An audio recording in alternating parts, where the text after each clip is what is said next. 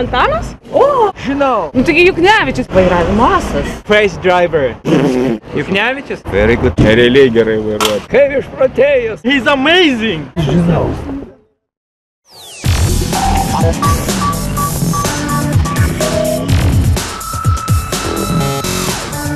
Tėvas sako, nu klausyk, tai jeigu tu be motoro sugebi taip nuskristi, tai sako, kas bus, kai tu įsidėsi ten tą motorą.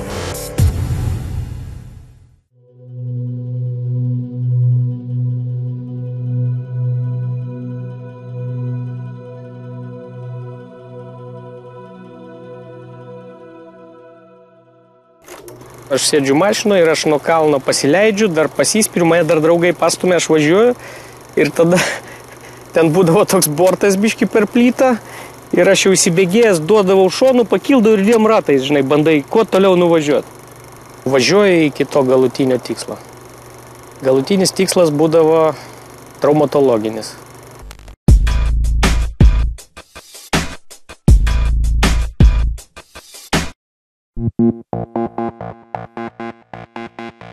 Aš pamačiau, žiauriai gražų visureigį, tokį labai įspūdingą, labai didelį, labai, sakysim, įspūdingo dizaino.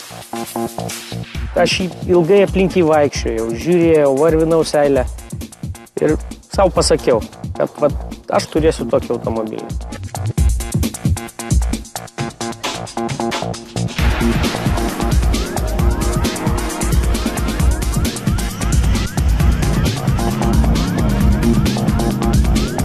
Tu turi toks biški būti tos bekelės šnipas ir gerai orientuotis pėdsekys.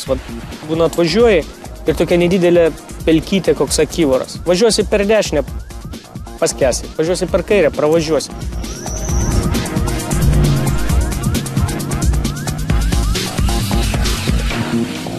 Ne, pakankamai ramiai nesijausdavo, nes važiavimo stiliaus Antano yra, sakysim, visiškai vėlgi laisvas.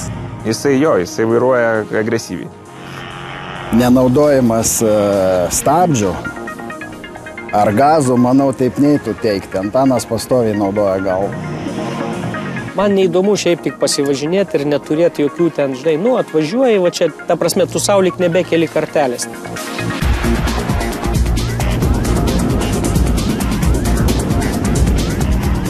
Daugelis vyrų vis tiek iš prigimties kovotojų yra, tai gali sakyti, ką nori, vis tiek varžybose jam čia sukasi vis tiek.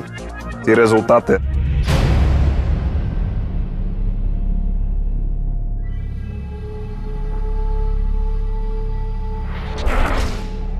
Šlapi, purvini, šalta, bet viduj tu jautiesi žiauriai gerai.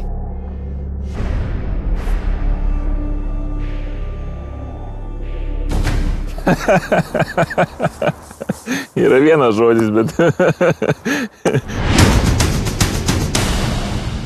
Vieni gerbė, kiti sako, kad debilas, matyt, visaip šneka.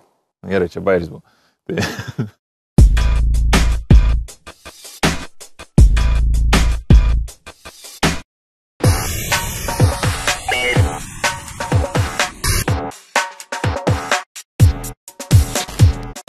Aš kai nuvažiuoju ten, kur yra didžiausios kopos, tai aš tiesiog drebu. Duok kitų smėlių, duok kitų minkštų kopų. Su Antanu važiuojant į dykumą gali ir vandens atrasti, iš tikrųjų.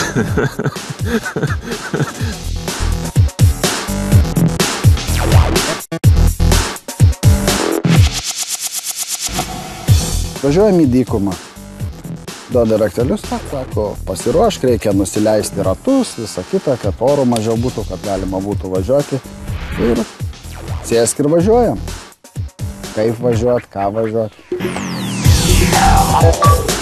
Jis sugeba sukurti tokią atmosferą, kur ypač pirmą kartą, kai tu ten būni, tai, tikrai gali pradėti melstis, iš tikrųjų, nors aš jam sakiau, prie tokio mažo greičio dar nesu tai bijojęs, kai mes važiavam per dykumą, reiškia, ten greičiai gal nėra įspūdingi, bet patys kampai, nusileidimai, pakilimai.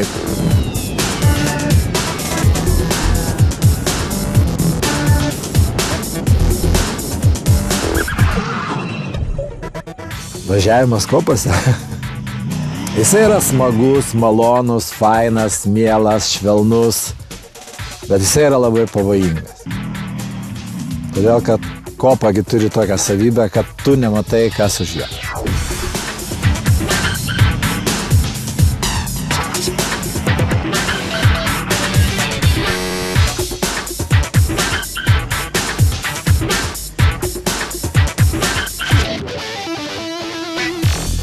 Važiuojam, gavosi taip, kad aš sugebėjau pastatyti automobilį ant kopos keteros išilgai.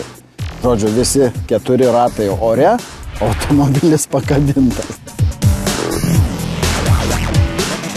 Galima labai skaudžiai nukristi kopą. Ir su Antanu esame tai padarę. Nes tada išlakstė beveik viskas iš mūsų seno automobilio. Nutrūko amortizatoriai, surovė iš savo tvirtinimo vietų. Žodžiu, ir atrodo, kopelė visai nedidelė, gal kokie 5-6 metrai, o taip dėjom, kad... Pipsiukų daug reikėtų uždėti.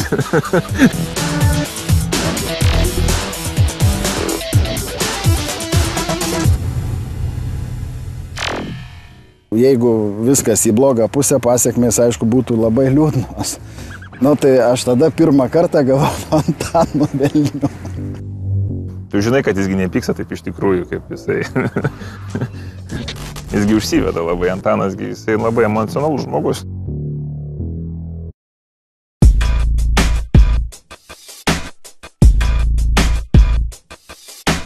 Dakaras yra iššūkis kaip maratonas, išspręsti tą didžiulį uždavinį, kaip galima pravažiuoti beveik 10 ar 8 tūkstančius kilometrų su vienu automobiliu ir žinant, kad tu vis tiek turėsi kažkokių bėdų vienur ar kitur ir didesnių ar mažesnių.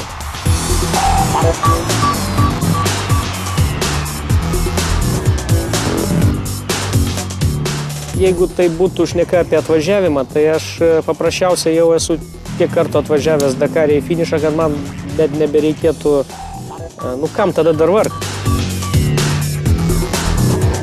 Svajonė laimėti Dakarą. Gal mes esam tie adrenalino fanatikai, gal pas mus labiau kažkurie varžtai yra atsisukę.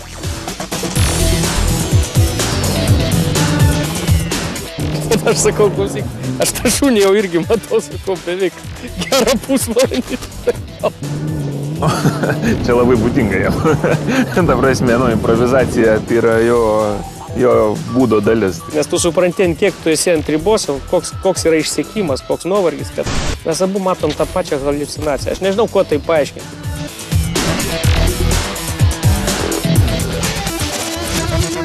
Kada tu kažkokiais būdais, vidiniais ryšiais susikalbi su Antanu, tada Antanas labai patikimas žmogus.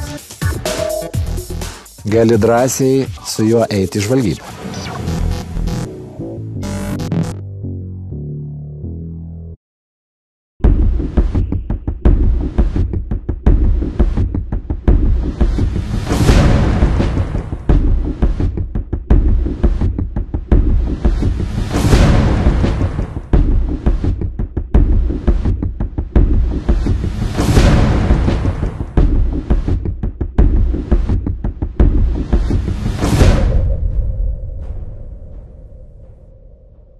Kodėl reikia naudoti prieskonius, druską, patiekalam gaminti maistui? Turbūt galima būtų ir taip valgyti ir puikoliškai džiaugtis. Tai matyt, norisi kažkokio skonio gyvenime.